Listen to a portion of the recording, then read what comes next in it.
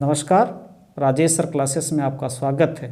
Physics class 11 chapter 4 समतल में गति पार्ट 7। इस वीडियो में मैं प्रक्षेप का उड्डयन काल, प्रक्षेप की ऊंचाई, प्रक्षेप का परास जैसे 3 महत्वपूर्ण टॉपिक पर चर्चा करूंगा और इनके सूत्रों का निगमन भी आप लोगों को बताऊंगा। इसके पहले वाले वीडियो पार्ट 6 में मैं प्रक्षेप की परिभाषा यानी प्रक्षेप गति क्या होती है उसको बता चुका हूँ और प्रक्षेप का पथ परवलयाकार होता है इसको भी सिद्ध कर चुका हूँ। तो आप चैनल को सब्सक्राइब करके वहाँ से देख सकते हैं। इसमें देखिए, सबसे पहले प्रक्षेप का उड्डयन काल, फ्लाइट टाइम ऑफ प्रोजेक्टाइल। जितने समय में पिंड प्रक्षेप बिंदु से उच्चतम बिंदु तक पहुंचकर परवलय पथ पर होते हुए प्रक्षेप बिंदु की सीध में नीचे आता है उसे ही पिंड का उड्डयन काल कहते हैं। इसे टी से प्रदर्शित करते हैं।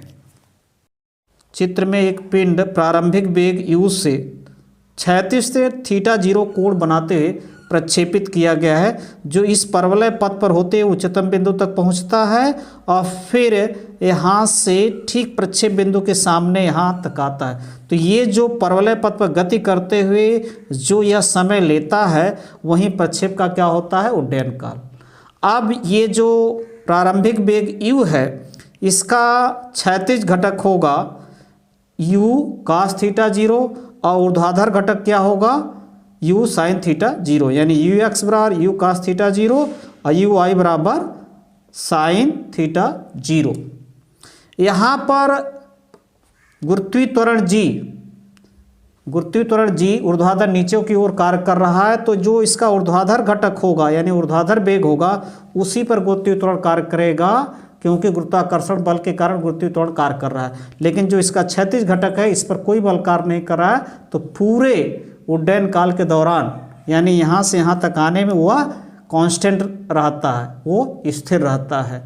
अब देखिए, ऊर्ध्वाधर घटक जो है ये है u sin θ0, लेकिन जो ऊर्ध्वाधर वेग ये है और यहाँ पर ये घटते घटते यहाँ पर जाते जाते क्या हो जाएगा, ये जो ऊर्ध्वाधर वेग है शून्य हो जाएगा, u v y क्या हो जाएगा, शून्य हो जाएगा। अब प्रारंभिक वेग इसका था u sin θ0 और अंतिम वेग जो हुआ इसका ऊर्ध्वाधर की बात हो रही है, ये क्या हो गया, शून्य हो गया। और गुरुत्वीत्वरण नीचे की तरफ कार्य कर रहा है, तो गति के प्रथम समीकरण से हम यदि यहाँ से यहाँ पहुँचने में लिया गया समय t है, यहाँ से यहाँ पहुँचने में लिया गया समय स्मॉल t है, तो गति के द्वितीय नियम से यानी v बराबर u माइनस जी टी, क्योंकि ऊर्ध्वाधर की बात हो रही है तो ये माइनस हो जाएगा। तो इस सूत्र से हम t का मान निकाल सकते हैं। तो अंतिम वेग, क्योंकि यहाँ जाते जाते शून्य हो जाता ऊर्ध्वाधर, तो ये शून्य हो जाएगा। u इसका जो प्रारंभिक क्या है, u sin θ0, तो हम यहाँ लिख देंगे u sin θ0 और g अपनी जगह है और t अपनी जगह है। अब यहाँ से हम इसको पक्षांतर करेंगे तो gt बराबर u sin θ0 या t यहाँ से निकाल सकते हैं, t बराबर हो जाएगा u sin θ0 बटे d। यह हुआ प्रक्षेप बिंदु से अधिकतम ऊंचाई तक पहुंचने का समय। यही समय यहाँ से यहाँ पहुंचने में भी लगेगा। जो समय यहाँ प्रक्षेप बिंदु से अधिकतम ऊंचाई तक पहुंचने में लगा वहीं अधिकतम ऊंचाई से इसके ठीक सीध में पहुंचने में लगेगा। तो प्रक्षेप का उड्डयन काल यदि कैपिटल T से प्रदर्शित करते हैं तो हो जाएगा T बराबर 2T बराबर हो जाएगा, इसका T की वैल्यू रख देंगे तो 2u sin θ0 बटे 2 अपनी जगह g। ये हुआ फ्लाइट टाइम ऑफ प्रोजेक्टाइल, प्रक्षेप का उड्डयन काल का सूत्र हुआ 2u sin θ0 बटे g। प्रक्षेप की ऊंचाई, हाइट ऑफ प्रोजेक्टाइल। प्रक्षेप पे पिंड के परवलयाकार पथ के उच्चतम बिंदु के ऊर्ध्वाधर ऊंचाई को प्रक्षेप की ऊंचाई कहते हैं। चित्र में देखिए, ये प्रक्षेप का परवलयाकार पथ है, उच्चतम बिंदु के ऊर्ध्वाधर, ये उच्चतम बिंदु उसका P है, इसकी जो ऊर्ध्वाधर ऊंचाई है यही प्रक्षेप की ऊंचाई कहलाती है। इसे कैपिटल एस से प्रदर्शित करते हैं। अब हमें इसे ज्ञात करना है, तो हम देख रहे हैं प्रक्षेप वेग का ऊर्ध्वाधर घटक क्या है, u sin थीटा 0, क्योंकि हमें ऊंचाई निकालनी है तो गति के तृतीय समीकरण का यहाँ प्रयोग होगा। तो देखिए गति का तृतीय समीकरण, और यहाँ पर ये ऊर्ध्वाधर की बात हो रही है तो ऊर्ध्वाधर वेग की भी बात होगी, प्रारंभिक और अंतिम, और त्वरण की भी बात होगी। जो गुरुत्वीय त्वरण है जी नीचे की तरफ कार्य कर रहा है, तो गति का तृतीय समीकरण जो होता है वो होता है v स्क्वायर बराबर u स्क्वायर माइनस 2gh। अब हमें इसमें ये अंतिम वेग है, तो एकदम ऊर्ध्वाधर जो उच्चतम बिंदु यहाँ जाते जाते ऊर्ध्वाधर वेग ये जो है शून्य हो जाता है, तो ये भी क्या हो जाएगा, शून्य हो जाएगा।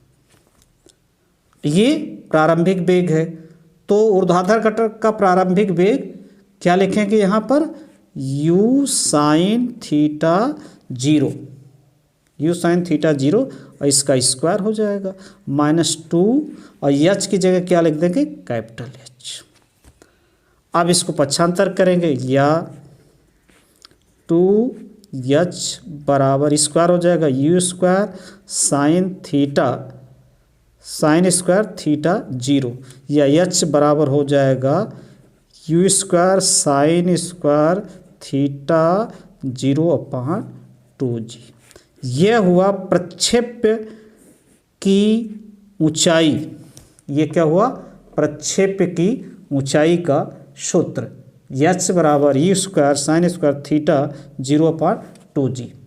अब यदि हम अधिकतम ऊंचाई ज्ञात करना चाहते हैं तो थीटा का मान कितना होना चाहिए। यदि थीटा हम यहाँ पर 90 ले, थीटा क्या ले, थीटा 0 बराबर 90 डिग्री, तो h बराबर हमें क्या मिलेगा, ये क्या हो जाएगा, 1 साइन 90 का मान 1 होता है, 1 का स्क्वायर 1, तो ये हो जाएगा u स्क्वायर बटे 2g। h क्या है यहाँ पर, मैक्सिमम है, h क्या है, मैक्सिमम है, ये हुआ।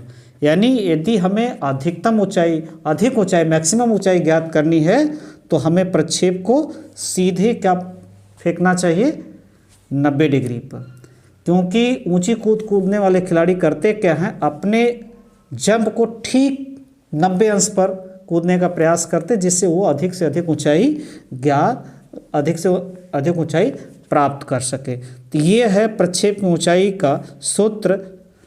आगे देखिए प्रक्षेप का परास। प्रक्षेप की परास, रेंज ऑफ प्रोजेक्टाइल। प्रक्षेप पिंड अपने उड्डयन काल के दौरान जितनी क्षैतिज दूरी तय करता है उसे प्रक्षेप की परास कहते हैं। तो चित्र में हम देख रहे हैं एक प्रक्षेप का परवलयाकार पथ है, लेकिन जो यह दूरी है, क्षैतिज दूरी है, ये जो क्षैतिज दूरी है यही प्रक्षेप की परास है। यानी O से Q तक ये जो क्षैतिज दूरी तय हो रही है यही प्रक्षेप पिंड का परास है। और हम जानते हैं कि वेग का क्षैतिज घटक क्या होता है, u cos थीटा 0, ये कांस्टेंट होता है पूरे प्रक्षेप के दौरान। तो ये हम दूरी आसानी से निकाल सकते हैं। समय हमें मालूम है, वेग हमें मालूम है, तो साधारण सूत्र से हम दूरी निकाल सकते हैं। तो प्रक्षेप की परास, प्रक्षेप की परास यानी दूरी है, ये क्षैतिज दूरी है, तो दूरी बराबर होता है वेग, यानी क्षैतिज वेग लिख सकते हैं, क्षैतिज वेग गुणे उड्डयन काल, समय उड्डयन काल यानी समय, यानी चाल गुणे समय, वेग गुणे समय। तो क्षैतिज घटक जो है वो है u cos थीटा 0, और उड्डयन काल हम जानते हैं 2u sin थीटा 0 बटे g।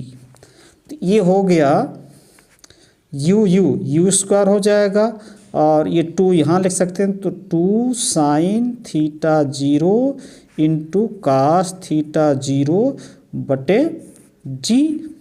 और ये सूत्र से क्या हो जाएगा, यू स्क्वायर साइन 2 थीटा 0 ये बटे जी, और 36 आर से प्रदर्शित करते तो आर बराबर हो जाएगा ये 36 परास का सूत्र है।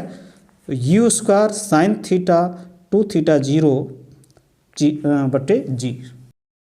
अधिकतम परास निकालना, यानी ये जो 36 दूरी अधिकतम हमें निकालना है, तो साइन का मान 1 होना चाहिए, क्योंकि साइन अधिकतम 1 होता है।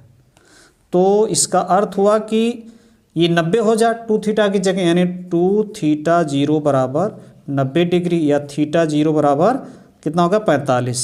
यानी अधिकतम परास के लिए थीटा का मान क्या होना चाहिए 45, यानी 45 डिग्री पर हम यदि प्रोजेक्ट करेंगे, प्रक्षेप करेंगे, तो ये अधिकतम परास पर जाएगा।